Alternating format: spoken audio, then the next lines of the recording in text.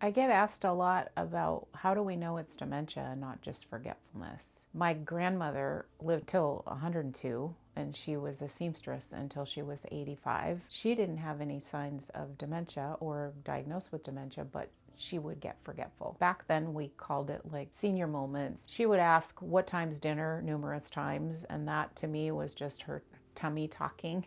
She wanted to know when we were going to eat. And then with the transition for other people that have dementia, it is really hard to tell whether they're being forgetful or whether it is an early sign. So there are lots of different tests that can be done. There's checkpoints of what part of the brain is forgetting. And many times what I hear is they tell the same story over and over. My mom would tell me a story and then would tell me the story next night. And I kind of rationalized that because she didn't remember she told me because she'd already told 10 other people. So she remembered saying it, but not remembered who she was saying it to. And then it became more evident when she was having those conversations with me and repeat the same story 3 times in one conversation, which normal cognition, you would know that you just said it. That is a signal that that's the short term. So dementia typically is short-term memory loss. And you'll see different times where they can remember something from the old days without a hitch, but they can't look at their empty bowl in front of them and not remember that they just ate soup. So the forgetfulness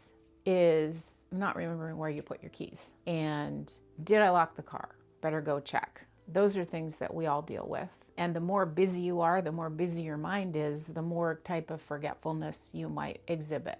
Like I was doing 3 things at once. Did I bring my purse in from the car when I brought the groceries in? And then I just double check, right? That's tracking back your steps. But when you have dementia and you're not remembering the most recent things, then it's just a blank. You aren't even remembering that you may have left your purse in the car, or which key am I using to unlock the front door? I've got a whole ring of keys. Which one is it? That's not really forgetfulness. That's a sign of cognitive decline. As the observers of the person that is experiencing cognitive decline, we try to be a little guarded as to mentioning it, but just observing it and seeing what was happening. So in the event that your loved one can't find their keys, it's what do you remember? Where did you put them last? They're just going to draw a blank. It's not going to be, I had them in my pocket. I'll go check that coat pocket. Many, many times it is a tough decision to make, but that's where it's helpful to start just making a journal and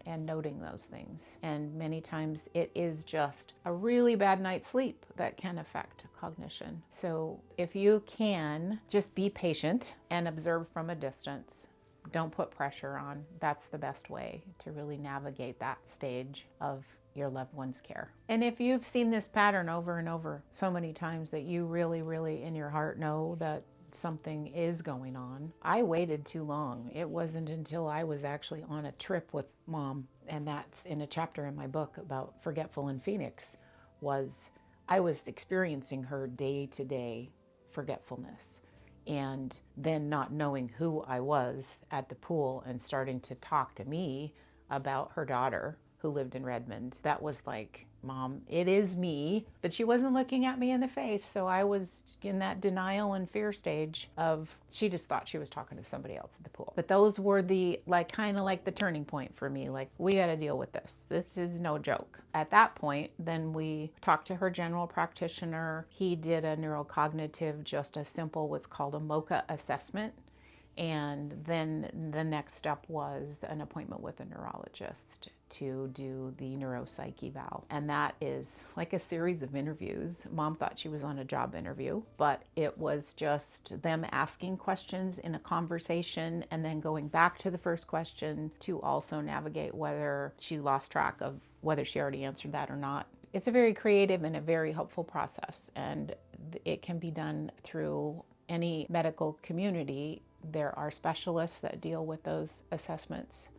And then you go from there. And that's when you may or may not actually get your official diagnosis. If you have enjoyed this video, I would really encourage you to join my Facebook group where we have a community of people that are in the same boat as you. You can communicate with each other at 2 in the morning. If you're up with your loved one, somebody's there to answer your questions and to help you feel better about navigating this journey. So just click the link below to join the Facebook group, and I'll see you there.